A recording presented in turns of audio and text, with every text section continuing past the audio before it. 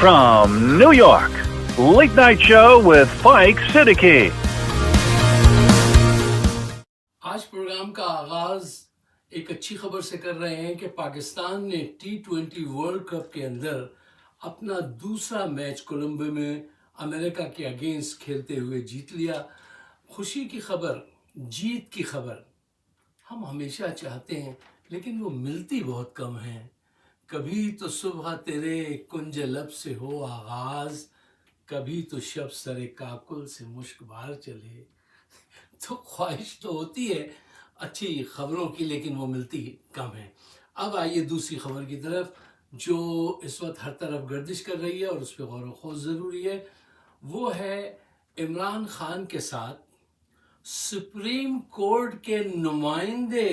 अब इस पे गौर कीजिएगा, बैरिस्टर सलमान राजा की 3 घंटे तवील मुलाकात। कोई 3.5 घंटे भी बता रहा है, 3 घंटे ही बहुत है। अच्छा, अब इस पे देखिए, बाहर निकल के उन्होंने सिवाय इसके और कोई बात नहीं बताई कि उनकी तबीयत ठीक है, अब मैं पहले रिपोर्ट लिखकर चीफ जस्टिस को दूंगा। अच्छा, अब यहाँ से जब तक कोई इशारा ना मिले, हमने उनके बॉडी जेस्चर ना देखे हो, छोड़े एक आध सवाल का भी जवाब ना हो, तो ज़रा अंदाज़ा लगाना मुश्किल है। लेकिन फिर भी ताड़ने वाले गज़ब की नज़र रखते हैं। अच्छा, अब उसको ज़रा गहराई में उतर के देखना पड़ेगा। उस तरह से तो आपको नहीं मिली, क्योंकि सवाल करने का मौका ही नहीं मिला। अच्छा, अब आइए ज़रा गहराई में उतर के जायज़ा लीजिए, देखिए हकीकत क्या है।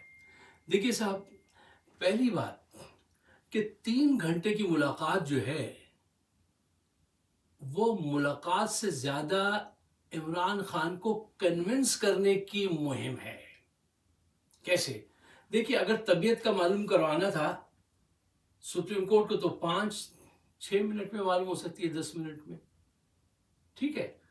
3 घंटे तक वहां मौजूद रहना, इसका मतलब यह है कि आप उनको कोई किसी बात पे कन्विंस कर रहे हैं, और वो क्या बात हो सकती है, इस पे अब गौर करना पड़ेगा। अच्छा, इससे पहले कि हम उस तरफ जाएं, देखिए ये जरा चालाकी और सफाकी देखिए कि ये दोनों तरफ से है। एक तो ये जितने बड़े बड़े वकील हैं ना, ये चीफ जस्टिस को प्लीज करने के लिए, क्योंकि इनके पास बड़े बड़े करोड़ों रुपए के केसेस लगे होते हैं और उनके सामने जाना होता है। आज तक ये यही करते रहे हैं, वो दूसरे गौर साहब भी, कि ये उनकी तरफ झुकते हैं, जबकि ये लीडर हैं पीटीआई के, इमरान खान के। अब किस बात में किस वक्त कितना वजन है, वो उसको इस वक्त छोड़ दीजिए। अच्छा, तो ये जो 3 घंटे तक वहां पे गए हैं बात करने, तो यकीनन ये कोई बात मनवाने गए हैं। और उस पे गजब ये है कि ये बेचने गए सौदा आसिम मुनीर का। आसिम मुनीर अपना सौदा बेच रहा है चीफ जस्टिस के कंधे पे रखकर, और चीफ जस्टिस रख रहा है अपनी बंदूक इनके बैरिस्टर साहब के, सलमान के कंधे पे। अच्छा, ये तरतीब बनती है, इसका सेंस बनता है। अच्छा, अब आज आप नजम सेठी का प्रोग्राम जरूर देखिएगा, और वो एमएफ जो हैं, वो एफएम है या एमएफ है, जो कुछ भी एक है वो नौजवान, उसका प्रोग्राम, वहां से शायद कुछ आपको क्लू मिले। लेकिन देखिए, सूरत हाल ये है कि अब जब यूनाइटेड नेशन की तरफ से लोग आके मिल रहे हैं, वो कह रहे हैं ये कैसी अदलिया है भाई, क्या हो रहा है, हैं? कितने बड़े इंस्टीट्यूशन ने, अभी कल मैंने आपको बताया था, उन्होंने कहा था कि पाकिस्तान के मैन्युफैक्चरिंग जो बेस है, उसके अंदर स्ट्रक्चरल प्रॉब्लम हो गई है। अब यहाँ को इन्वेस्टमेंट जो है वो सही नहीं है, होगी किसी की भी इन्वेस्टमेंट सेफ नहीं होगी, स्ट्रक्चरल प्रॉब्लम हो गया इकोनॉमी पाकिस्तान की। अच्छा, ये तो मीशत की हालत आप रोज हम डिस्कस करते हैं, जानते हैं।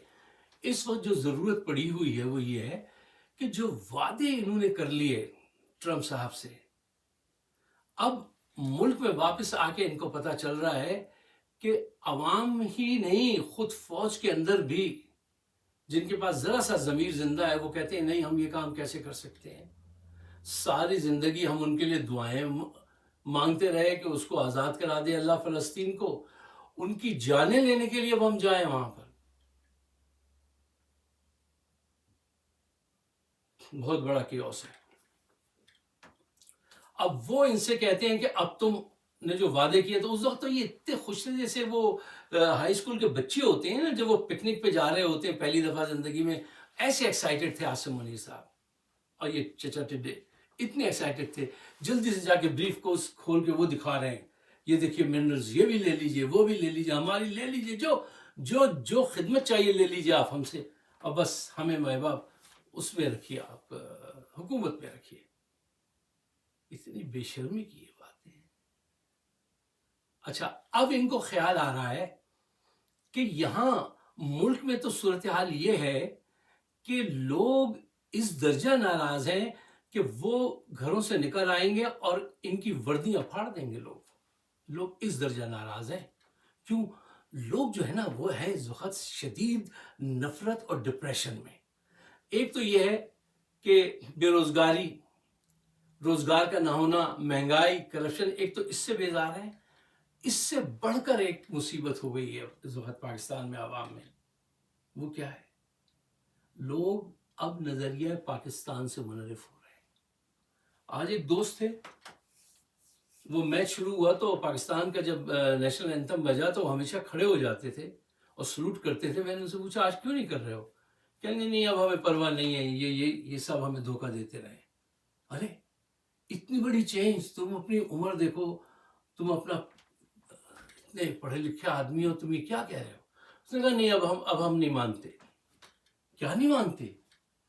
پھر اب ہم سلوٹ نہیں کرتے۔ ارے لوگ نظریہ پاکستان سے منحرف ہو گئے اس دور حکومت میں، ان کے اس 4 سال میں، کیوں انہوں نے اتنا ظلم کیا، اتنا خوف پھیلایا، اور اب یہ اس کو درست کرنا چاہتے ہیں۔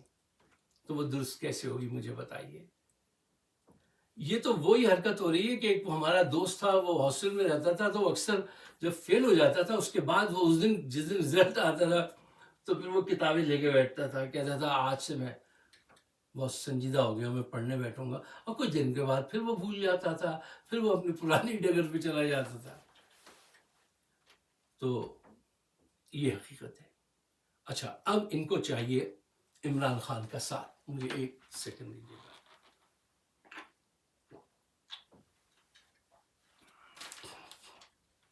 دیکھیے عمران خان کو اب یہ کہہ کے راضی کیا جائے گا ملک کی وحدت کا سوال ہے، بلوچستان علیحدگی کی طرف چلا گیا، تمہاری غیر موجودگی میں یہ ہو گیا، فلاں ہو گیا، اب تم آؤ اور آ کے کم سے کم ایک ایسی بات دے دو، ایسا اسٹیٹمنٹ دے دو کہ لوگ گھروں میں رہیں، باہر نہ نکلیں، ہم نے ان سے یہ وعدہ کر لیا تھا اور تمہارا الیکشن ہم کرا دیں گے، تم کہو تو امریکہ سے گارنٹی دلوا دیں۔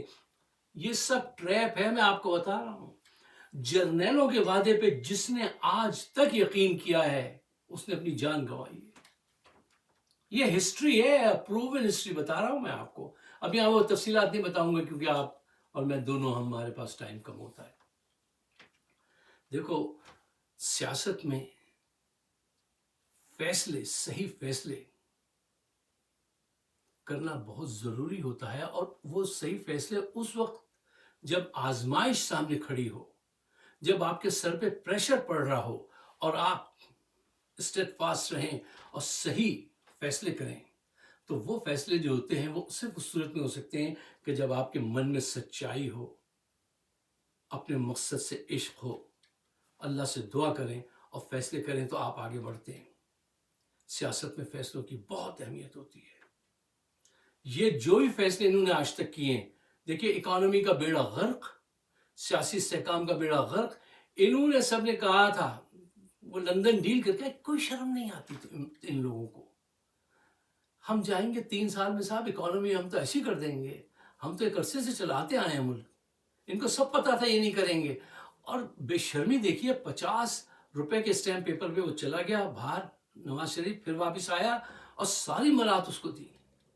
جھوٹے الیکشن کا رہے، اسی بات پہ تو عوام آج ناراض ہے، ان کے پیاسی ہے ان کے خون کی، کہ یار الیکشن تم نے ہم سے ہماری آواز چھین لی، تم نے عدلیہ کا گلا گھونٹ دیا، انویسٹر سارے بھاگ گئے، نوکری ملتی نہیں ہے، اب وہاں جا کے یہ وعدے کر کے آج گئے کہ ہم اپنی فوج بھیجیں گے، ہم مار لگائیں گے ان کی سارے فلسطینیوں کی ہیں۔ تو یہ ساری چیزیں، یہ سارے فیصلے تم نے کیے ہیں خوف پھیلا کر۔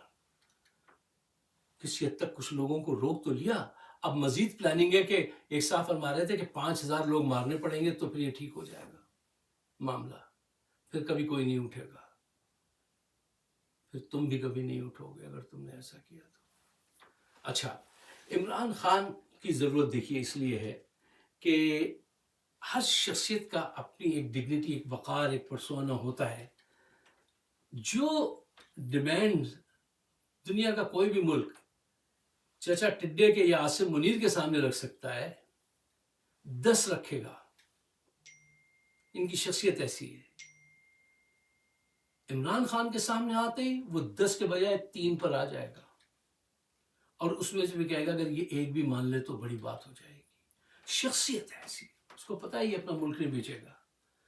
عاصم منیر کو تو دیکھتے ہوئے کہتے ہیں تو سولجر ہے، اس کا کام تو بس ہمارا آرڈر لینا ہے، turn right, turn right, turn left, turn left. یہ تو جرنیل ہے، اس کو تو اور کیا چاہیے، ہماری حمایت حاصل ہے، اس کو ہم سے جو کہیں گے اس کو وہ کرنا چاہیے بھائی۔ تم تو اسی بیس پہ تم نے وردی پہنی ہوئی، ان کی حکم دولی کیسے کر سکتے ہو؟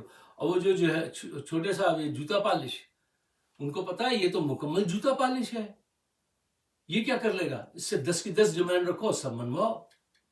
ہاں، اگر وہاں عمران خان کھڑا ہو تو کسی کی ہمت نہیں ہوگی کہ وہ 10 مطالبات آپ کے سامنے رکھے، اور اگر رکھے گا تو 5 یا 4 رکھے گا، اور اس میں سے بھی اس کی توقع یہ ہوگی اگر یہ 2 یا 1 بھی مان لے۔ یہ ہوتا ہے شخصیت کا فرق۔ وقت گزر گیا، وقت آگے نکل گیا، یہ پاکستان کو بہت پیچھے لے آئے۔ دیکھیے بلوچستان کہنا نہیں چاہیے، کیسے کہوں میں آپ سے، بلوچستان ذہنی طور سے وہاں کے عوام، نوٹ لیڈرز، وہ آپ کا ساتھ چھوڑ چکے ہیں۔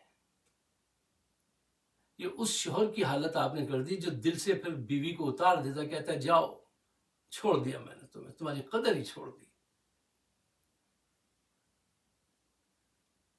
اس مرحلے پہ لے آیا یہ تعلقات، اس نوعیت کے تعلقات ہیں بلوچستان سے ہمارے، کہ دل سے قدر اٹھ گئی، جاؤ جو کرنا ہے کرو، ہم تمہارے ساتھ نہیں ہیں۔